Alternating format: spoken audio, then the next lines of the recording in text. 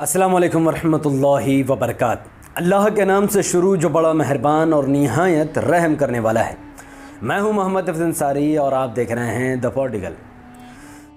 उत्तर प्रदेश का उभरता हुआ सबसे बड़ा चेहरा सितारा अगर कोई है तो वो बैरिस्टर असदुद्दीन ओवैसी है। और ये बात कोई फेक फाके नहीं है, इस पर मेरे पास बहुत बड़ा सबूत है जो शायद ही कोई मीडिया आप तक पहुंचाएगी। जी हाँ, उत्तर प्रदेश में अखिलेश से भी बड़ा चेहरा, मायावती से भी बड़ा चेहरा और योगी आदित्यनाथ से भी बड़ा चेहरा अगर कोई है तो वो बैरिस्टर असदुद्दीन ओवैसी बन चुके हैं, जिसका सबूत, जिसका गवाह खुद न्यूज़ 24 का वो शो है जिसका नाम है मंथन। आज से 2 हफ्ते पहले न्यूज़ 24 चैनल ने मंथन किया था, जिसमें उन्होंने बैरिस्टर असदुद्दीन ओवैसी साहब को भी मंथन में बुलाया गया। अजीब बात तो यह है कि 4 बड़े बड़े नेता संजय सिंह, योगी आदित्यनाथ, अखिलेश यादव और बैरिस्टर असदुद्दीन ओवैसी साहब को मंथन में बुलाया गया। चारों को अलग अलग जगह इंटरव्यू ली गई और चारों से बातचीत की गई और चारों का वीडियो न्यूज़ 24 के प्लेटफॉर्म से छोड़ दिया गया। 2 हफ्ते के बाद जब हमें रिजल्ट मिलती है तो हमें पता चलता है कि 2 हफ्ते में योगी आदित्यनाथ को महज सिर्फ 44,000 लोगों ने ही देखा, सुना और जाना। उसके अलावा अखिलेश यादव को 6,97,000 लोगों ने सुना, देखा और जाना और संजय सिंह को 5 लाख लोगों ने देखा, सुना और जाना। वही बैरिस्टर असदुद्दीन ओवैसी साहब को 2 हफ्ते के अंदर अंदर 14 लाख लोगों ने YouTube पर सुना, देखा और उनकी बात को समझा और उनकी बात से सहमति भी की है। ये तो चलो मैं YouTube चैनल न्यूज़ 24 की बात कर रहा हूँ। जिस टीवी पर आप न्यूज़ 24 को देखते हैं रोज़ाना 6:10 में 2 हफ्ते में 4 बार लगातार न्यूज़ 24 के चैनल पर बैरिस्टर असदुद्दीन ओवैसी साहब की वही मंथन वाली वीडियो बार बार लाइव प्रसारण किया गया। यह बात बिल्कुल भी झूठ नहीं है। 4 बार 2 हफ्ते में 4 बार एक भारत का न्यूज़ 24 एक बहुत बड़ा न्यूज़ मीडिया का चैनल है, उसने 4 बार एक ही शो, एक ही एपिसोड को 4 बार उसने अलग अलग वक्त में न्यूज़ 24 पर लाइव चलाया है बैरिस्टर ओवैसी साहब के बारे में। यहां तक कि बीते दिन 9 अक्टूबर 2021 को एक बार फिर ओवैसी साहब का वही 2 हफ्ता पहले वाला इंटरव्यू न्यूज़ 24 ने अपने चैनल पर डाला और लाइव प्रसारण किया, जिससे पूरे भारत के लोगों ने उसे देखा है। ये ओवैसी साहब का स्तर है उत्तर प्रदेश में बढ़ता हुआ स्तर।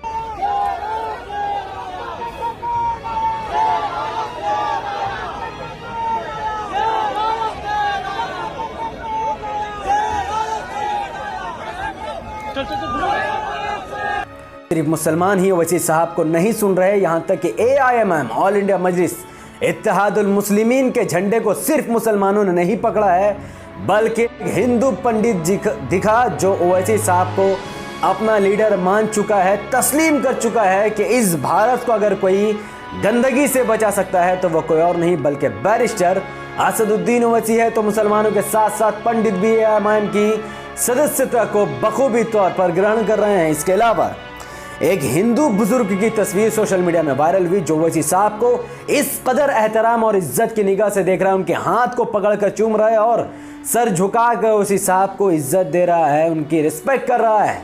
यह बहुत बड़ी बात है। जो लोग कहते हैं कि ओवैसी साहब कट्टरपंथी, ओवैसी साहब सेकुलर नहीं है, एक हिंदू बुजुर्ग इंसान ओवैसी साहब को जिस एहतराम की नज़र से देख रहा है, इससे अंदाज़ा लगाया जा सकता है कि बैरिस्टर ओवैसी साहब को अब देश का PM बनने से योगी, मोदी, अमित शाह कोई भी नहीं रोक सकता है, क्योंकि देश का बहुसंख्यक हिंदू आबादी भी धीरे धीरे ओवैसी साहब की तरफ धीरे धीरे चला आ रहा है। इनके अलावा सिख समुदाय के लोग भी बैरिस्टर असदुद्दीन ओवैसी साहब का बखूबी उत्तर प्रदेश से लेकर महाराष्ट्र से लेकर बिहार, तेलंगाना तक साथ दे रहे हैं और AIMM का परचम बुलंद करने की बहुत बड़ी तैयारी चल रही है। तो ये थी AIMM की बात। अब बात करते हैं समाजवादी पार्टी, कांग्रेस और बहुजन समाज पार्टी में मुसलमानों का हाल क्या और वो लोग यूपी में क्या कर रहे हैं। समाजवादी पार्टी की जब बात होती है तो हमें एक इंसान का नाम याद आता है जिसे ओवैसी साहब अपने मुंह से दलाल भी कह चुका और मुझे भी दलाल कहने में कोई शर्म नहीं आती, क्योंकि ऐसे लोग दलाल कहना डिजर्व करते हैं। तो अबू आसिम आज़मी जो कि पाकिस्तान भेजने का ठेका ले चुके हैं, जो ठेका पहले गिरिराज सिंह और साक्षी महाराज ने लिया था कि वो कहते हैं कि जिसको गाय का गोश्त खाना है वो पाकिस्तान जाए। साक्षी महाराज कहते थे जिसको मदरसे में पढ़ना है वो पाकिस्तान जाए। गिरिराज सिंह कहते थे जिसको इस्लाम अपनाना है वो पाकिस्तान जाए। आज के डेट में मुसलमानों का सबसे बड़ा कुर्तुगुल कोई है तो वो अबू आसिम आज़मी जो कहता है कि अगर मुसलमानों को अपनी लीडरशिप बनानी है तो वो पाकिस्तान जाए। और इसे अंदाज़ा नहीं है कि इसके इस बयान के बाद उत्तर प्रदेश में समाजवादी पार्टी को मुसलमान एक भी वोट नहीं करेगा अगर वो ईमान वाला हो तो। बल समाजवादी पार्टी की लीडरशिप को ग्रहण करने वाला अबू आसिम आज़मी को मैं ये बताना चाहूँगा कि समाजवादी पार्टी में मुसलमान की हैसियत कितनी गिरती जा रही है कि उनको ईमान के साथ समझौता करना पड़ रहा है। जी हाँ, ये तस्वीर देखिए, एक मुस्लिम बुजुर्ग, और ये बहुत बड़ी हस्ती यूपी के, मैं इनका नाम नहीं लेना चाहता क्योंकि ये बहुत गलत कार्य में हिस्सा ले रहे हैं। ये मुस्लिम बुजुर्ग समाजवादी पार्टी के एक लीडर हैं, एक नेता हैं, जो एक हिंदू भगवान को श्रद्धांजलि दे रहे हैं। उनके तस्वीर को हाथ में पकड़कर ये बता रहे हैं कि मुसलमान हूं तो क्या हुआ, मैं एक खुदा को नहीं बल्कि हजारों देवी देवताओं को मान्यता देता हूं। लानत है ऐसी पार्टी पर, और लानत है ऐसी पार्टी की सदस्यता लेने पर जो आपको एक खुदा की इबादत से दूर करके हजारों देव देवताओं को मानने पर मजबूर कर दे। हम सब मुसलमान जानते हैं कि अल्लाह के सिवा कोई माबूद नहीं है। अल्लाह के सिवा किसी को भी भगवान या खुदा मानना शिर्क है, कुफ्र है, हम नहीं मान सकते। दूसरे धर्म के लोग अपनी खुदा को मानते हैं, हम उनकी इज्जत कर सकते हैं बट उनको मान्यता नहीं दे सकते। तो एज अ रिस्पेक्ट अगर ये करते तो मैं समझता, लेकिन इनका तस्वीर में हाथ देना और उस तस्वीर में खड़े होने इस बात की दलालत करता है कि इन्होंने अपने ईमान के साथ समझौता कर दिया मात्र एक पार्टी का टिकट लेने के लिए, या उस पार्टी में अपना नाम बढ़ाने के लिए, या फिर इनके पीछे क्या रीज़न है मैं नहीं जानता। तो एसपी में समाजवादी पार्टी में मुसलमानों का हाल बहुत बहुत बुरा चल रहा है। वेल, अब बात करते हैं बीएसपी। वेल, मायावती का बहुत बड़ा ऐलान। पिछले कुछ दिनों में मायावती ने उत्तर प्रदेश में एक रैली में खुलकर मुसलमानों के खिलाफ एक बात कही। उन्होंने कहा कि सत्ता मिली तो अयोध्या, वाराणसी और मथुरा में जो काम चल रहे हैं उसको वो जारी रखेंगी। डिटेल में उन्होंने कहा कि बीजेपी, भारतीय जनता पार्टी वाराणसी में, अयोध्या में और मथुरा में जो विकास कार्य काम कर रही है, और बीजेपी का विकास है सिर्फ मंदिर बनाना, मस्जिद तोड़ना और हिंदुओं को मूर्ख बनाना। मायावती जी का दावा है कि अगर सत्ता उनके हाथ में आई तो बीजेपी जो कार्य वाराणसी, मथुरा और अयोध्या में कर रही है वो कार्य वो कंटिन्यू रखेंगी, और राम मंदिर बनाने में, मथुरा में शायद मस्जिद तोड़ने में, और अयोध्या में और तमाम जगहों पर बीजेपी का काम मायावती अपने कंधों पर संभाल लेगी। और उनके इस बयान के बाद मुझे नहीं लगता कि कोई मुसलमान अब बीएसपी ज्वाइन करेगा या बीएसपी का कार्यकर्ता बनकर रहेगा। इस वीडियो को देखने के बाद भी अगर कोई बीएसपी का कार्यकर्ता है और ये वीडियो के देखने के बाद भी वो मायावती के पीछे पीछे चलता है तो मेरी नज़र में उससे बेकार, उससे नीच मुसलमान भारत में कोई हो नहीं सकता है। तो भाइयों, लात मारो एसपी को और लात मारो बीएसपी को, जो आपके धर्म को लगातार टारगेट कर रहे हैं, आपके ईमान को कमज़ोर करने की कोशिश कर रहे हैं। और कांग्रेस की जहाँ तक बात है, प्रियंका गांधी इस वक्त उत्तर प्रदेश में वाराणसी में एक बड़े जनसभा को संबोधित कर रही हैं, और उनका हुलिया आप देखिए कि कट्टर हिंदू बनकर आई है। 15 मिनट के इस वीडियो में प्रियंका गांधी ने एक बार भी मुसलमानों का नाम नहीं लिया, जबकि प्रियंका गांधी ने लगभग हिंदू का नाम लिया, सवर्ण का नाम लिया, किसान का नाम लिया, पर मुसलमानों का नाम नहीं लिया। जाहिर है कि मुसलमान कांग्रेस की तरफ गिरा हुआ, ऐसा इनको लगता है, और यूपी के इलेक्शन में मुसलमान दिखा देंगे कि वो अपना वोट ना एसपी को देंगे, ना बीएसपी और ना ही कांग्रेस, बल्कि सिर्फ और सिर्फ एआईएमआईएम को एक मत होकर हिंदू और मुसलमान यूपी में आने वाले इलेक्शन में वोट करेगा। अब मैं एक डिटेल थोड़ा सा बात करना चाहूँगा कि जहाँ पर मंथन में अखिलेश, योगी, संजय सिंह और ओवैसी साहब आए थे, तो क्या वजह है कि ओवैसी साहब को लोगों ने ज़्यादा सुना। 14 लाख लोगों ने 2 हफ्ते के अंदर ओवैसी साहब को सुना, वहीं पर लगभग 5 लाख 6 लाख लोगों ने अखिलेश और संजय सिंह, और 44,000 लोगों ने सिर्फ योगी को चुना।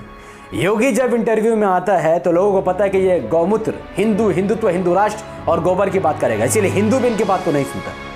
जब अखिलेश यादव आते हैं तो सिर्फ यादव कम्युनिटी के लोग थोड़ा मोड़ा इनकी बात सुन लेते हैं, और थोड़े मोड़े मुसलमान सुन लेते हैं, क्योंकि अखिलेश यादव सिर्फ और सिर्फ यादव के लिए और हिंदू के लिए बात करते हैं। इनके ज़बान से मुसलमान का नाम निकल ही नहीं सकता है। उत्तर प्रदेश के इर्द गिर्द राजनीति के बारे में ये बात करके चले जाते हैं, इसीलिए लोग मन लगाकर इनको नहीं सुनते। लेकिन जहाँ तक बैरिस्टर असदुद्दीन ओवैसी साहब की बात है, जब भी ओवैसी साहब डिबेट पर आते हैं, हिंदू हो या मुसलमान, सिख हो या ईसाई, दलित हो या आदिवासी, हर किसी के बारे में जब भी किसी पर जुल्म होता है वैसी सब अपनी बात को बुलंद करते हैं। चाइना से लेकर अमेरिका तक के जैसे इंटरनेशनल मुद्दे पर भी वैसी साहब पीछे नहीं हटते। किसानों के मुद्दे पर भी वैसी साहब सक्षम होकर बोलते हैं। यही वजह है कि पूरे भारत में हिंदू या मुसलमान ओवैसी साहब को देखना पसंद करता है, उनके भाषण को सुनना पसंद करता है और उन्हें वोट देने की ओर वो धीरे धीरे बढ़ रहा है। तो मेरे उत्तर प्रदेश के भाइयों और बहनों, एमआईएम को जितना ज़्यादा हो सके उतना ज़्यादा मजबूत करो। हिंदू हो या मुसलमान फ़र्क नहीं पड़ता, आप अपने धर्म को फॉलो करते हुए एआईएमआईएम के सदस्यता को हासिल कर सकते हैं और एआईएमआईएम को आने वाले उत्तर प्रदेश विधानसभा इलेक्शन 2022 में जितना ज़्यादा हो सके उतना ज़्यादा वोट देकर उनकी सरकार बनाने में मदद करे, ताकि आपको शिक्षा भी बेहतरीन मिल सके, चिकित्सा भी बेहतरीन मिल सके और आपको बराबरी का अधिकार मिल सके और किसानों को उनका हक, दलितों को उनका अधिकार और मुसलमानों को उनके हुकूक मिल सके। बहुत बहुत शुक्रिया। इस वीडियो को लाखों लोग तक पहुंचाने के लिए इसको लाइक कीजिए। इसके लिंक को व्हाट्सएप, फेसबुक, इंस्टाग्राम जैसे सोशल मीडिया के प्लेटफॉर्म पर शेयर कीजिए। अपनी बातों को कमेंट पर रखें कि आप इस वीडियो के बाद भी क्या समाजवादी पार्टी या बीएसपी या कांग्रेस में अपने वोट का विभाजन करके बीजेपी को फायदा पहुंचाएंगे, या फिर बैरिस्टर असदुद्दीन ओवैसी साहब की पार्टी ऑल इंडिया मजलिस इत्तेहादुल मुस्लिमीन एआईएमआईएम को वोट करके बीजेपी को मुकम्मल तौर से उत्तर प्रदेश में हराएंगे। आप अपनी बात को कमेंट पर कह सकते हैं। हमारे यूट्यूब चैनल द पॉलिटिकल को सब्सक्राइब करें, बेल आइकन को हिट कीजिए, मुझे अपनी दुआ में याद रखें और मेरे दूसरे यूट्यूब चैनल द पॉलिटिकल नफीस को भी सब्सक्राइब करें, बेल आइकन को हिट कीजिए और मुझे अपनी दुआ में याद रखें। एमआईएम का परचम को उत्तर प्रदेश में बुलंद करने के लिए जितना ज़्यादा ताकत हो सके उतनी ताकत को झोंक दें। अस्सलाम वालेकुम वरहमतुल्लाहि वबरकातुहू। अल्लाह की सलामती रहमत बरकात आप तमाम भाइयों और बहनों पर हो। मैं अल्लाह